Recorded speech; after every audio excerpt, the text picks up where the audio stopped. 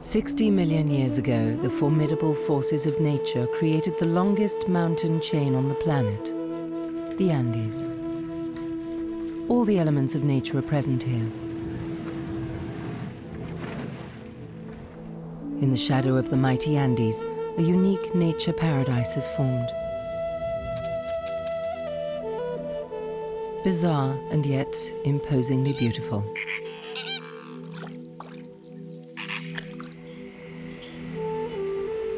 However varied the landscape is, it is always influenced by this one mountain range. All forms of life find a natural habitat here.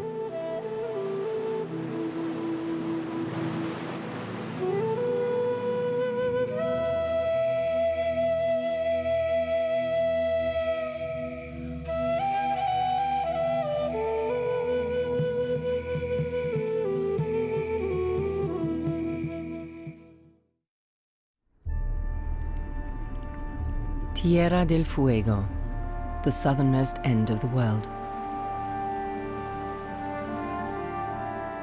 Like huge gods, these foothills of the Andes rise up from the ocean. It appears as if they're watching in silence over life in this untamed land. Countless rivers and fjords cross the archipelago like lifelines. It's the breeding season and food is in short supply. The black-crowned night heron is forced to hunt for food during the day, too. The wind.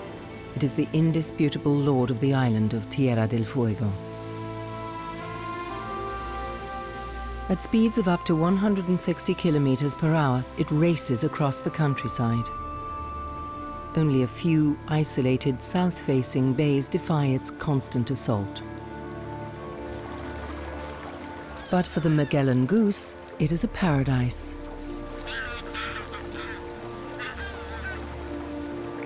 Grasses, herbs, and water as far as the eye can see. It's not surprising that these geese are some of the most populous inhabitants of the Tierra del Fuego. As are the guanacos, the so-called camels of the Andes.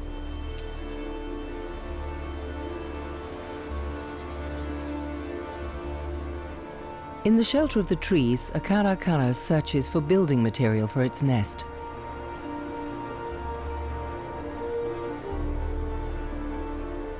The long creepers and soft parasitic plants offer it plenty of choice. They flourish in the constantly humid climate. They cover the trees like moldy spider webs, lending the sparse forests a fairy tale yet strangely sad appearance.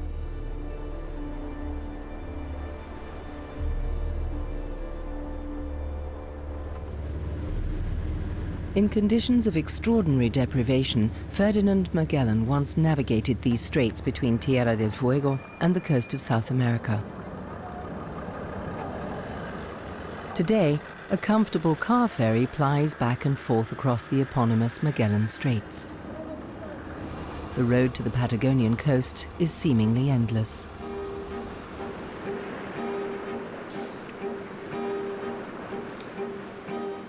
The rusty remains of an old lighthouse awaken the curiosity of this young Patagonian fox.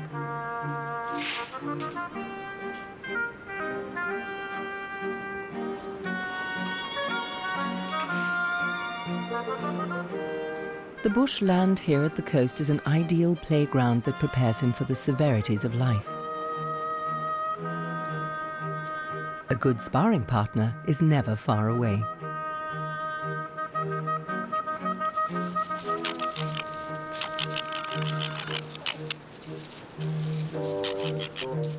These young adults practice their hunting skills playfully. The Argentinian grey fox is a noted hunter.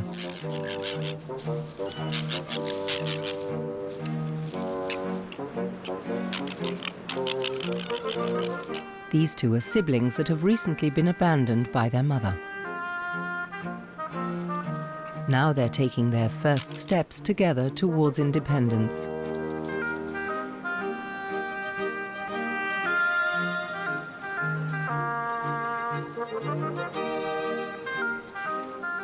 The next exercise is to find some food.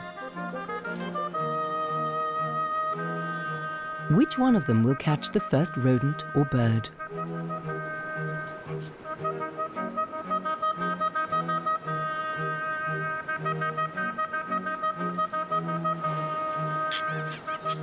Soon they will each go their own way, as loners.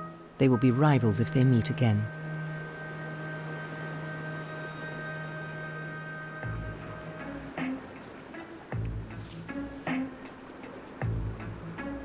The dwarf armadillo is mainly nocturnal. It makes shallow caves in the sandy coastal soil and spends its days there asleep. Either hunger or the energetic foxes must have flushed this one out.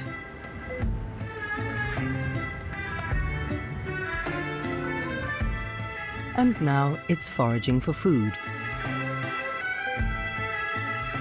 A grasshopper snack might make up for missing its daytime nap.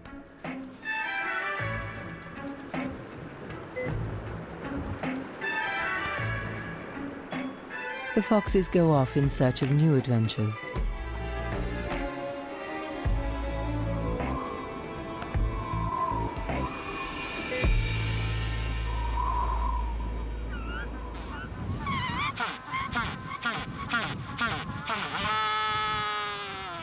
Mating calls echo across the Patagonian coast. September is the mating season for Magellanic penguins. Each pair keeps a beady eye on its burrow. The male sticks doggedly to his lady's side.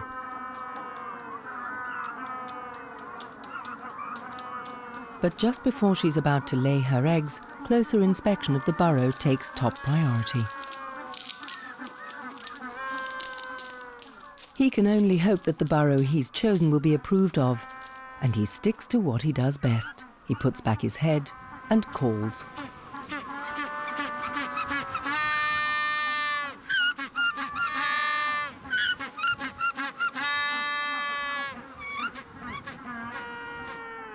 He loudly lays his claim to both burrow and mate.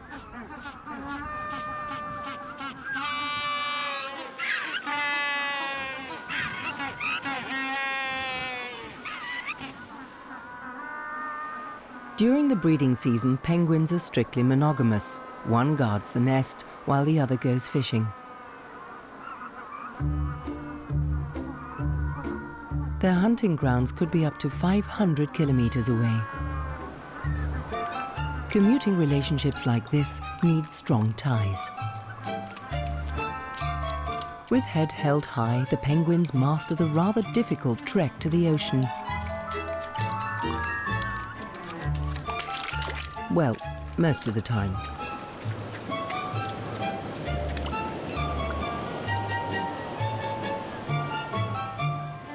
A black and white troop waddles about before heading into the breakers.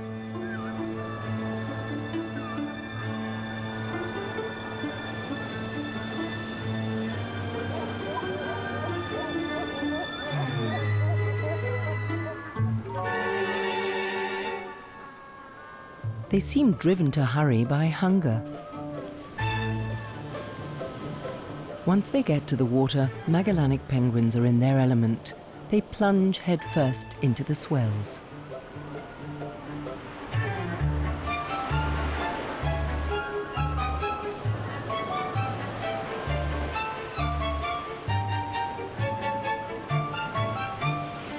The sea off Patagonia is rough. Meter-high waves gather and smash against the shore. But personal hygiene rituals come first. Penguins finally demonstrate their grace when swimming. They dive to around 90 meters to catch their favorite diet of fish, squid and krill.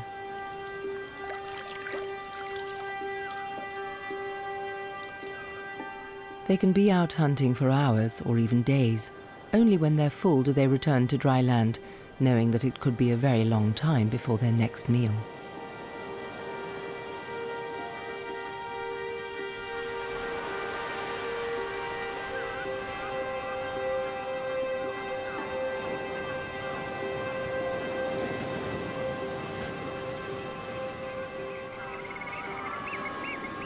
This penguin farewell is almost tender.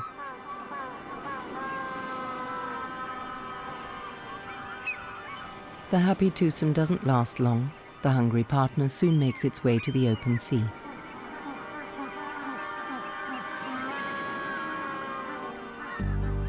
An unusual encounter of a Patagonian nature. The green coastal bush proved irresistible to the guanaco. Juicy grass is scarce in the steppes.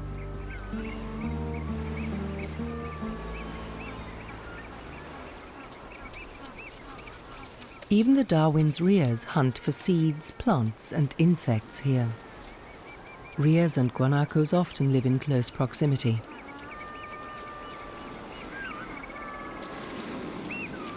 A combination of the sharp eyes of the flightless birds and the guanaco's finely tuned sense of smell are an excellent early warning system that is often beneficial to the penguins too.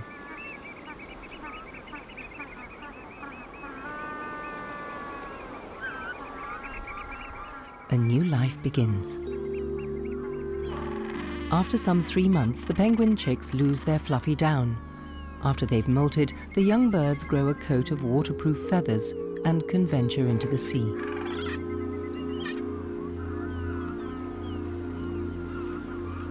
The coastal stretch is covered by millions of feathers, testimony to a successful breeding season. A colony of South American sea lions. They are far away and pose no direct threat to the penguin colony. The baby sea lions take to the water soon after birth.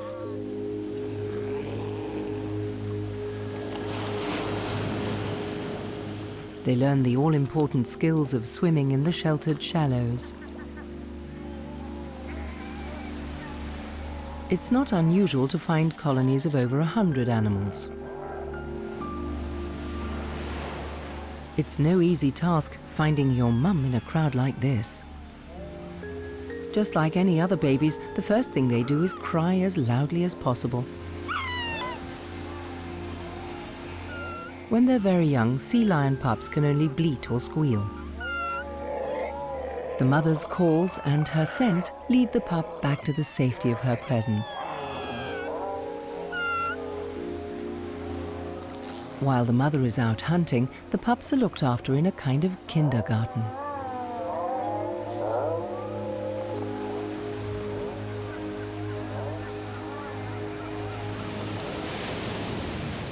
Penguins are a rare delicacy. Generally, sea lions live off fish, crustaceans or squid.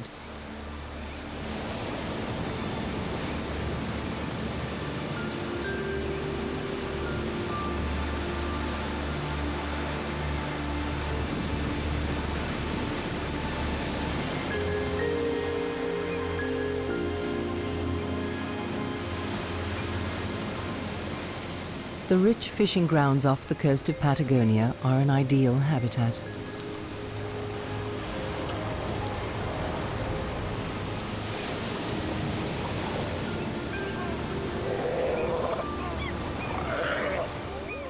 Good waves, plentiful fish, and a sheltered beach, a veritable sea lion paradise. At sunrise, the peaks of the Torres del Paine mountains seem to glow a luminescent red.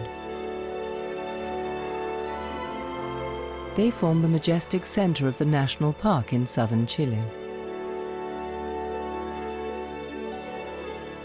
Torres del Paine, translated, that means the towers of the blue heavens.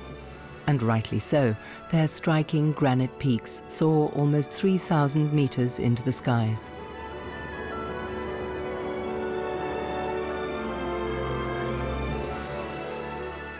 The steep slopes and wide valleys are home to grazing guanacos. Local Indio law says that the mountains are their shepherd, watching over them constantly with eyes of stone.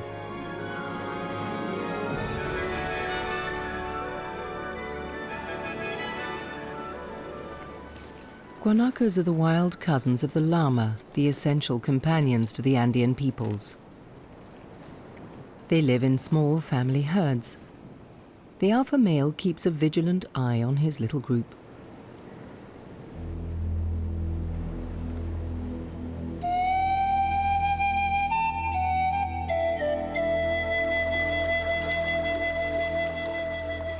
Their thick coat and tasty meat has always made these New World camels a favorite target for hunters, so much so that they have become virtually extinct in many parts of South America.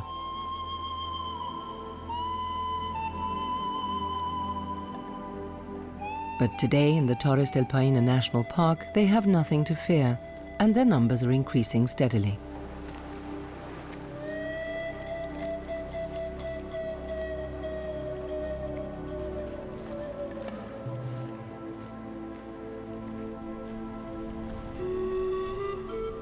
There is no other animal as closely associated with this landscape as the guanaco.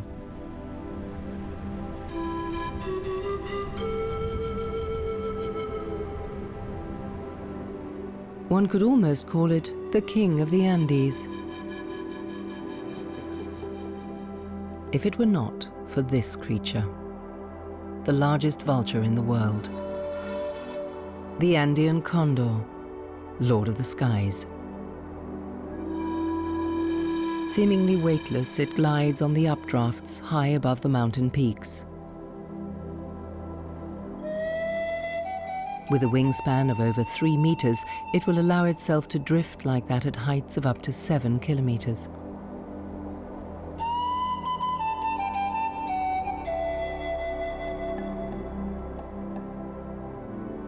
The remains of this guanaco no longer interest the scavenger. They've obviously been lying here for too long.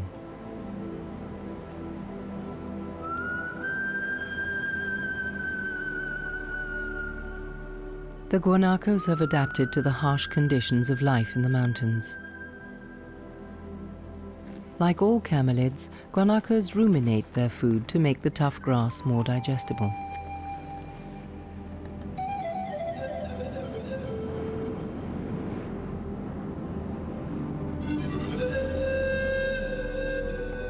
The mighty granite massif of the Paine Mountains indicate how formidable the forces were that, millions of years ago, created the range of fold mountains that is the Andes.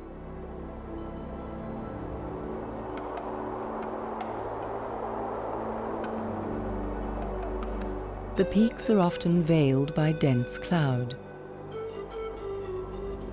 and are only revealed when powerful winds blow the cloud away.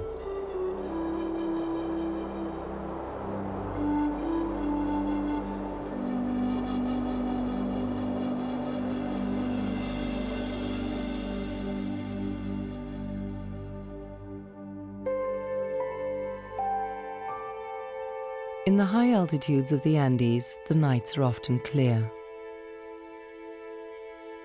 The moon and stars seem almost within reach.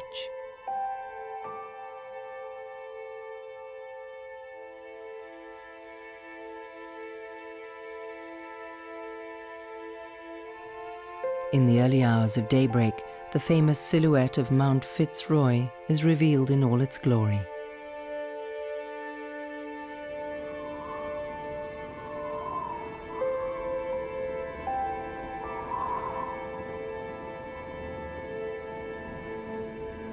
At its feet lies the largest freshwater reservoir in South America, the Campo de Hielo Sur.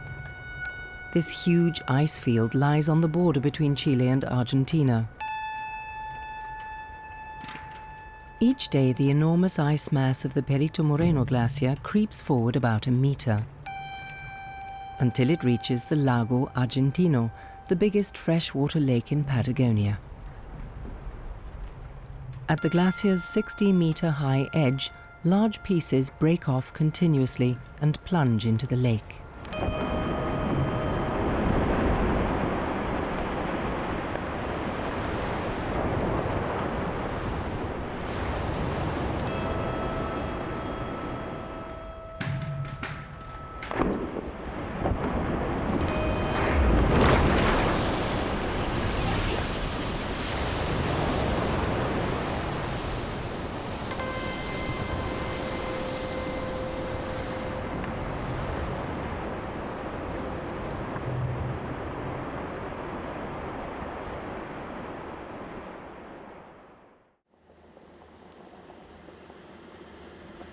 dirt roads cross the highlands of the Andes to Chile.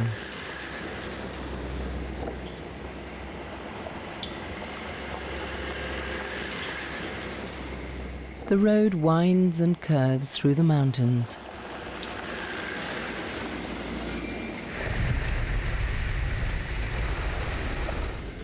And through dense rainforest, ending up in a fantastic place. Between the western slopes of the Andes and the Chilean coast lies the Valdivian rainforest. The dense green wilderness seems almost enchanted. It is home to almost as many species as a tropical rainforest, and some of its flora and fauna may be found nowhere else in the world.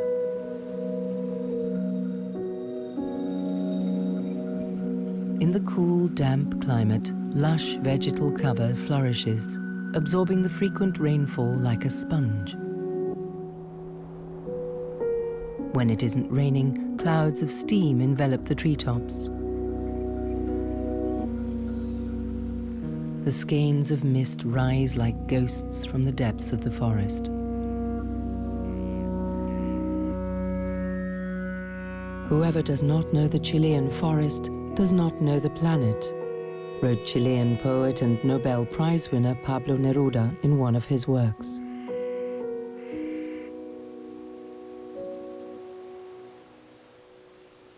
And indeed, the Valdivian rainforest is truly unique in its mysterious beauty.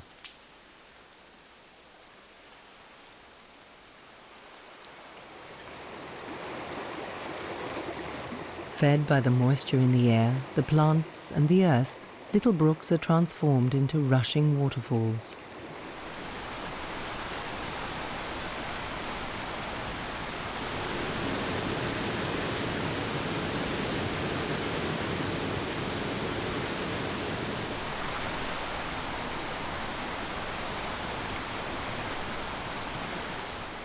There are over 700 species of plant that can only be found in this spot on Earth.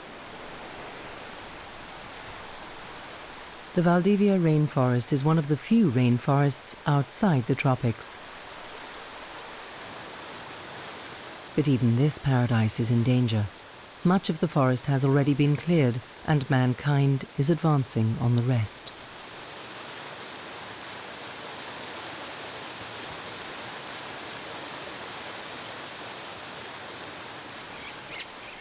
Oblivious of this, austral parakeets indulge in their cool daily shower to groom their plumage.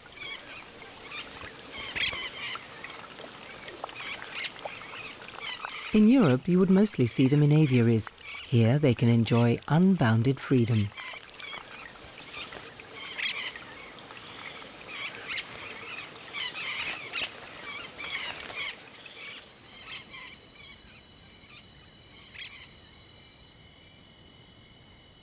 These massive old trees house many unusual inhabitants.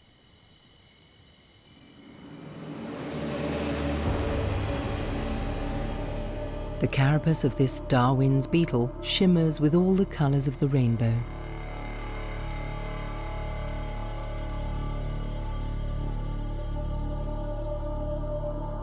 It uses its big mandibles to fight off its rivals.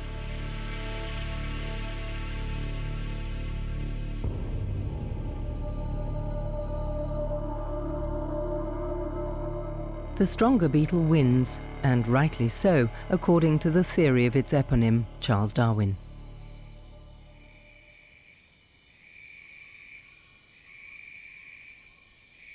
One of the main features of the Valdivian rainforest is its unusual trees.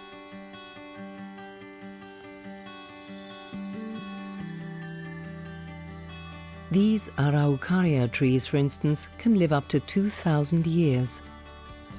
They are among the oldest trees on Earth.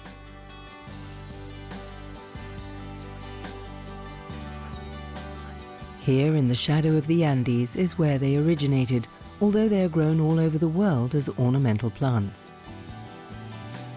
The Andean fir or monkey puzzle tree, as it's also called, is resilient. Its twigs are covered with hard leaves, each one sporting a thorn at the end. It's this resistance that makes it popular with gardeners,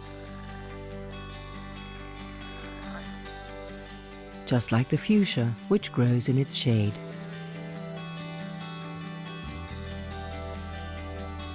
The araucaria's thick bark protects it from fire and heat. Despite the damp climate, this is important, as the habitat here is under constant threat from volcanic eruptions.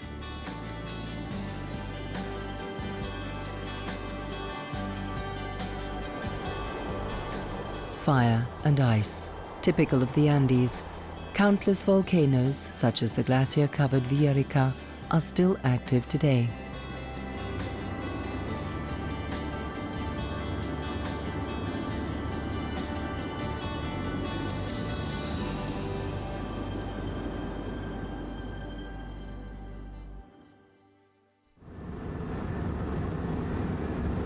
From the Valdivia rainforest, we continue to the north of Chile.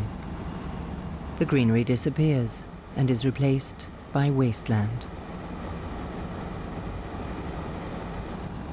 There are parts of the Atacama Desert where no rain has fallen since they began recording the weather.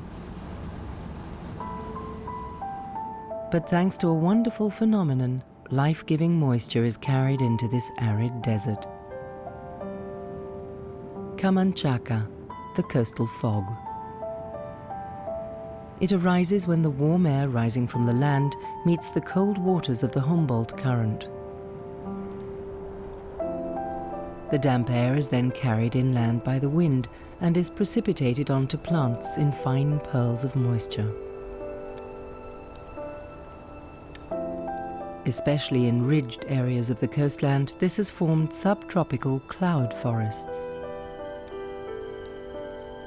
Exotic plants thrive in all their beauty, although it virtually never rains.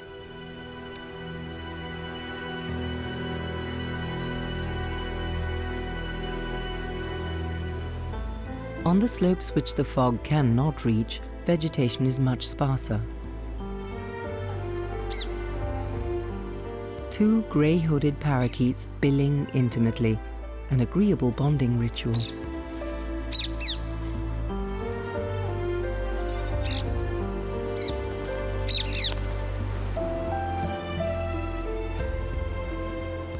Instead of forests and bush, undemanding columnar cactuses and succulents abound here.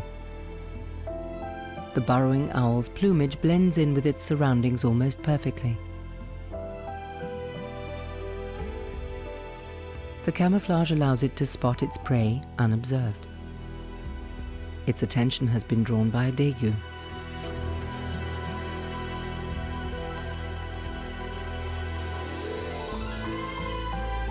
It usually takes only a few wing beats to grab the little rodent, but this time he misses.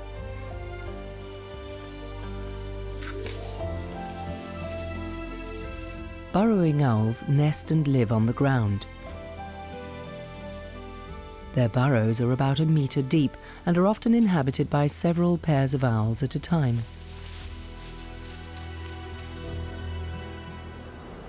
From the inhospitable coast, the road leads further into the central plateau of the Andes. At over 4,000 meters above sea level lies an even more extreme landscape, the geyser field of the El Tatio volcano. Even in the darkest night, you can still make out the vapor. Like the harbingers of hell, the geysers spew out their hot contents into the icy air.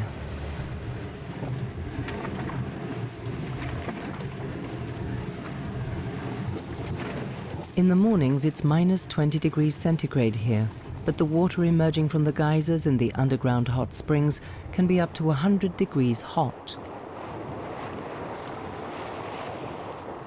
The territory couldn't be more hostile, but nonetheless of formidable beauty.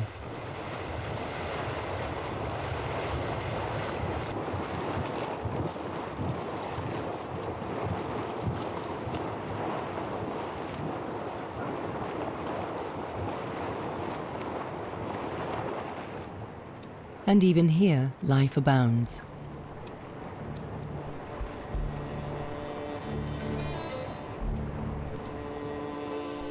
A young vicuña stays close to its mother's side as she hunts for food along the stony edges of the hot springs.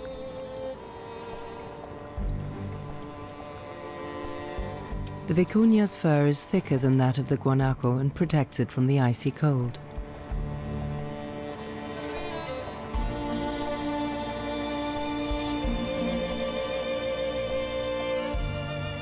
In these extreme climatic conditions, humans are much more ruthlessly exposed. The Andean plateau also features saltwater lagoons that can form the backdrop to some unusual balletic performances.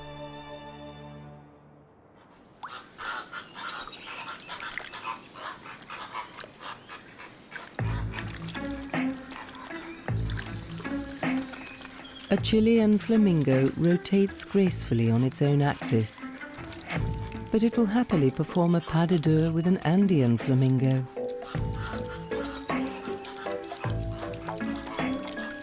Its rhythmical steps churn up the mud at the bottom of the lake, and with it, the microorganisms that it feeds on.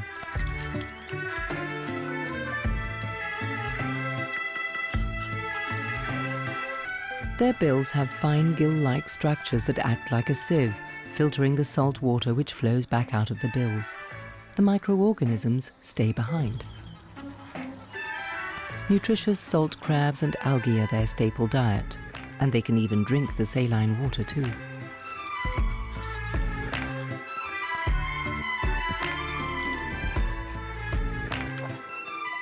Despite their delicate appearance, flamingos are extremely hardy.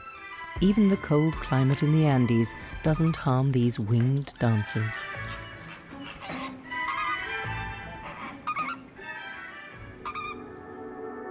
The southwestern part of the plateau is extremely arid.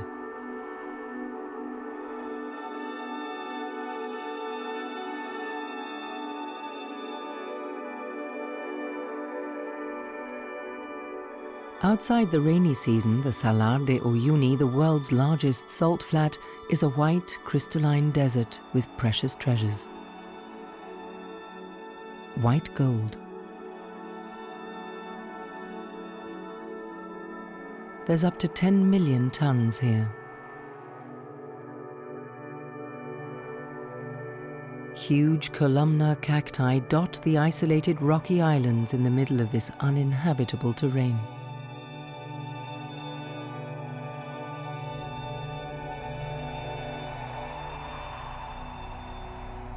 The salt is up to 30 meters thick.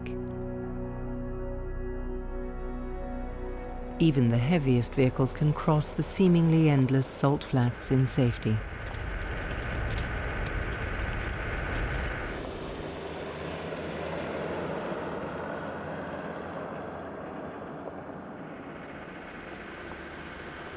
Four-by-fours are best suited to withstand the rigors of the arduous path across the Andes.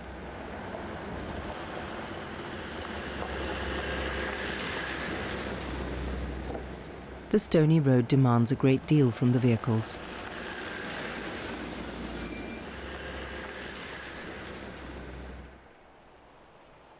To the east of the mountain range lies the Argentinian Pampas.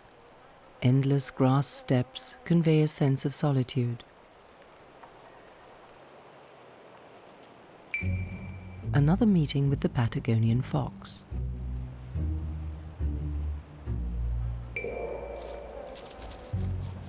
The Mara looks like a guinea pig on stilts.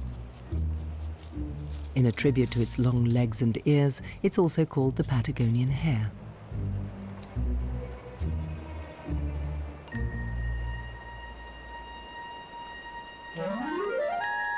It is only native to Argentina.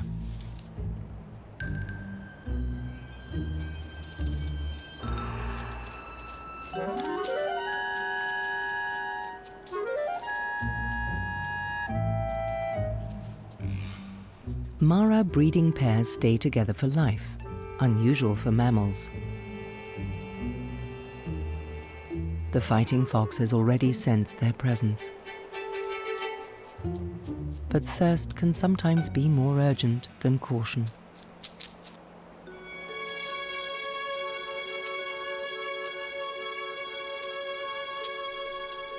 Maras normally stay in the shelter of the undergrowth, wary of their enemies.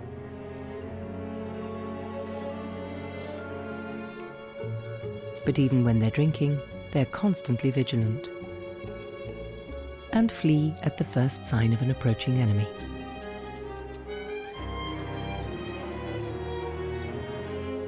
All that the fox can do is find easier prey.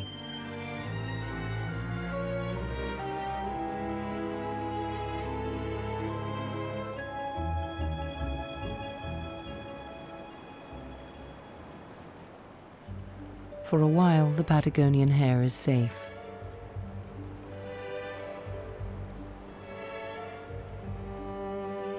And before it goes back to nibbling the grasses, herbs and bushes of the pampas, it grabs the chance to have a quick nap.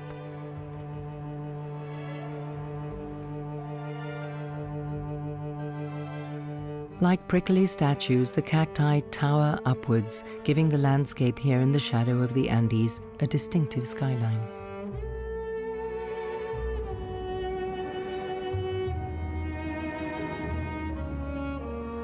Further to the north of Argentina, the bizarre rock formations look almost like modern sculpture. But no mortal hand could have carved anything more beautiful in stone than the wind, water and sun have created here over the centuries.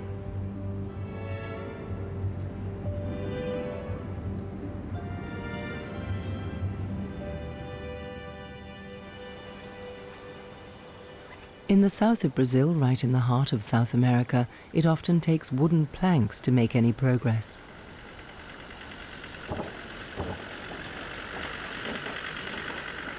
Laid over the mud underneath, they lead to the largest marshland on Earth, the Pantanal.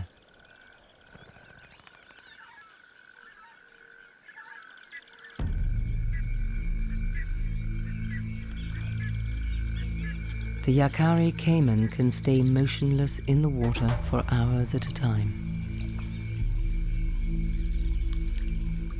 It looks dangerous, and it is.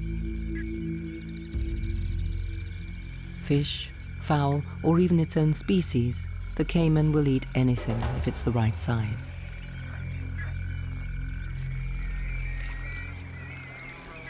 But a fully grown capybara is just a little on the large side for him.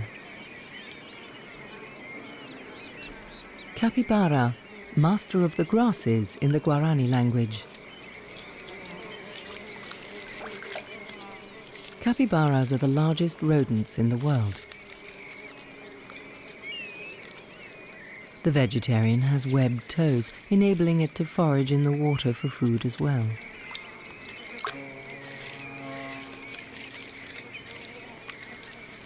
The young stay with their mother for around 4 months.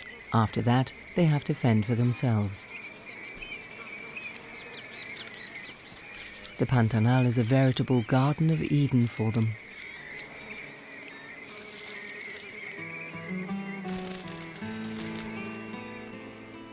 But even the most dangerous predators can't relax if there's a nuisance bent on a mission.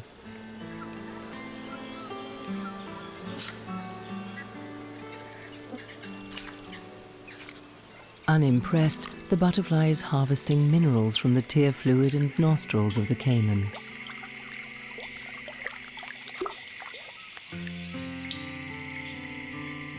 Yacare caimans are the Pantanal's most frequent hunter.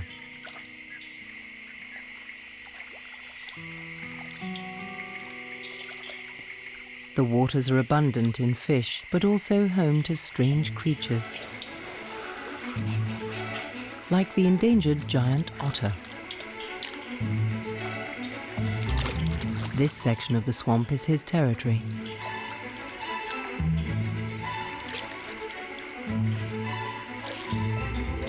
The giant otter can grow up to 1.8 meters long, and even the caimans leave them alone. Head up, it charts its course, and then takes a deep breath for the next dive. It can stay underwater for several minutes as it closes its mouth and nostrils carefully.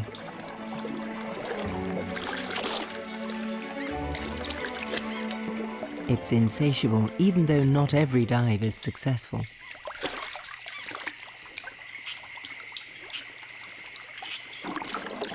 A fully grown giant otter needs up to 4 kilograms of food every day.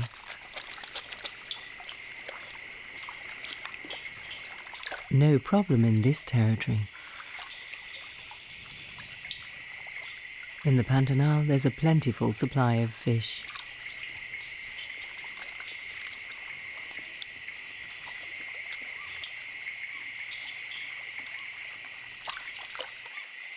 The white or cream-colored fleck at the otter's throat is distinctive. Every animal has different markings that identify it like a fingerprint from the other otters. The animal's impressive size means it has few natural enemies. But man's predilection for its thick, glossy pelt has almost led to its extinction.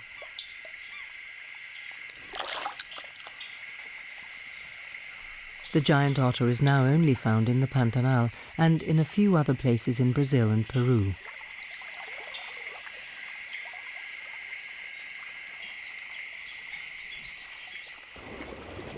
The abundance of fish attracts more than just the otters. Cormorants are highly specialized at fishing. But this fish isn't going to give up without a fight.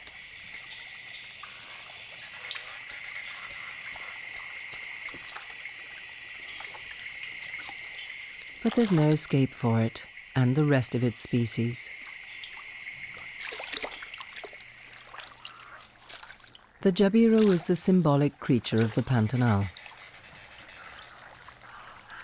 It wades on its long legs through the water and stabs its prey with its beak like lightning.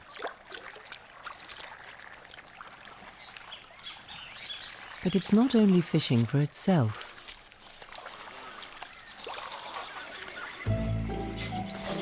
There are 4 hungry beaks waiting for it back at stork headquarters. A nest with a view is how this big stork prefers to live. Greedily, its offspring fall on the eagerly awaited food.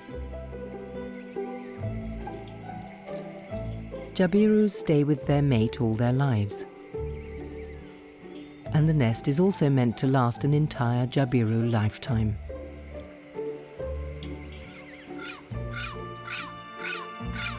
The Pantanal is a paradise for all kinds of birds. There's the chestnut-eared aracari and parrots.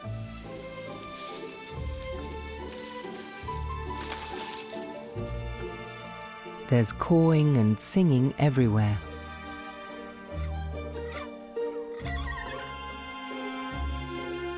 Until dusk, when the chorus of the day subsides.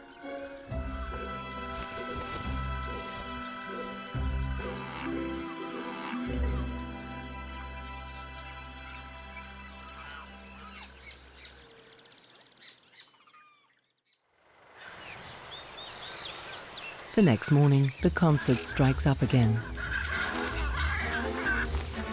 Several hyacinth macaws romp around in the trees. They're among the last of their species.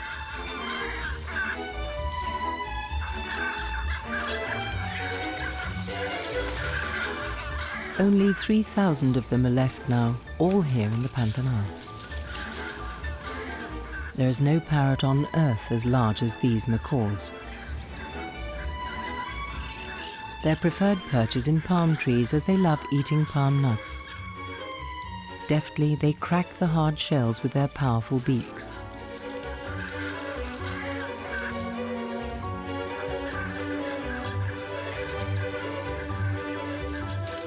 Like the jabiru, the hyacinth macaw also stays with its partner for life.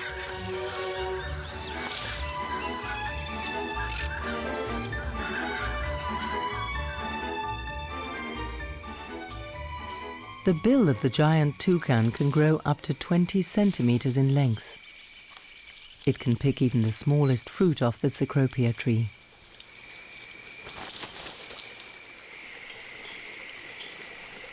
The rivers and lakes in the Pantanal are fed by the Paraguay River. It's part of the same river system as the Iguazu. The Iguazu is world famous as it unleashes its powers in a dramatic nature spectacle. The biggest waterfall on the planet.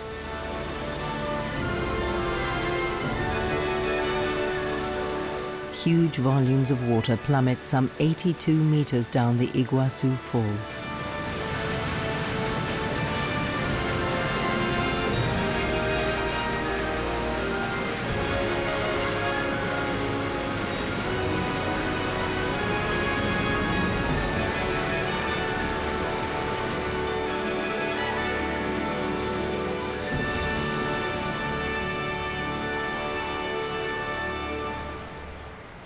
The thundering waterfall is surrounded by flourishing, dense rainforest. It's a perfect spot for the black vulture.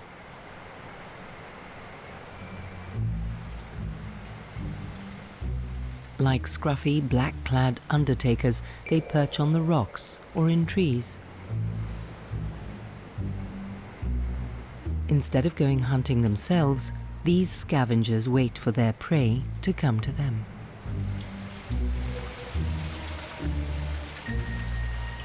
The shady bunch has positioned itself strategically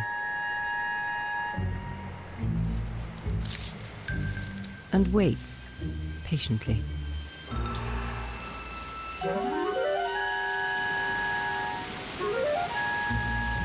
Careless animals regularly fall into the floodwaters of the Iguazu and are swept over the edge of the waterfall to the pool below. Only a fool would ignore a free meal.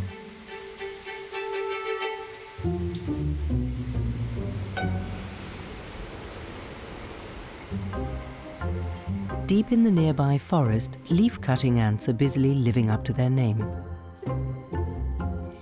Capuchin monkeys are also scouting the area.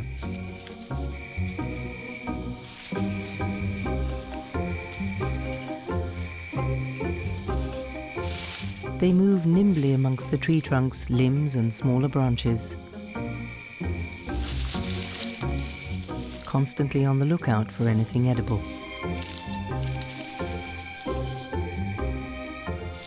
Their long tails help them hold on, balance, and also grasp things. These monkeys are held to be highly intelligent.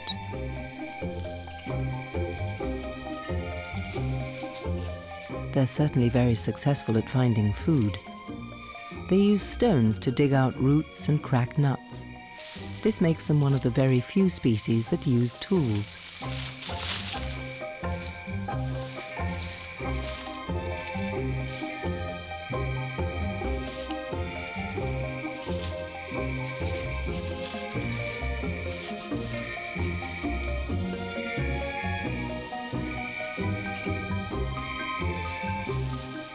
There could be a tasty insect under any leaf.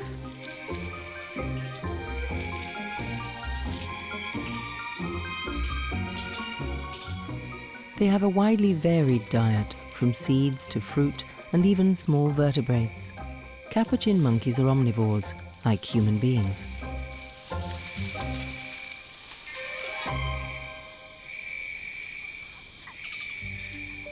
The South American coati, or Brazilian aardvark, doesn't turn his nose up at anything edible either. Using its long snout, it plows through the undergrowth of the forest floor. Like a fine censer, the snout leads it to hidden delicacies.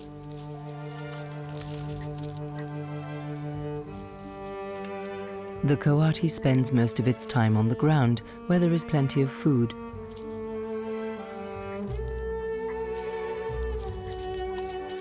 It will retreat to the protective foliage of the trees only to sleep or to mate.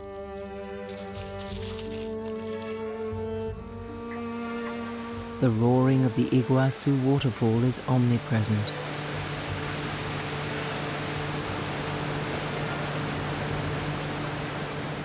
The powerful forces of the water gather here and make their way downwards in mighty cascades through the rocky terrain.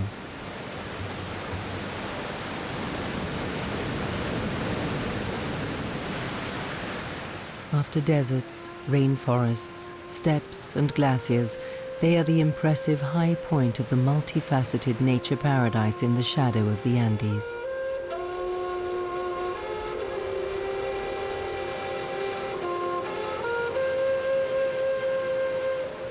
They are a dramatic demonstration of the wonders of creation at its most awe-inspiring.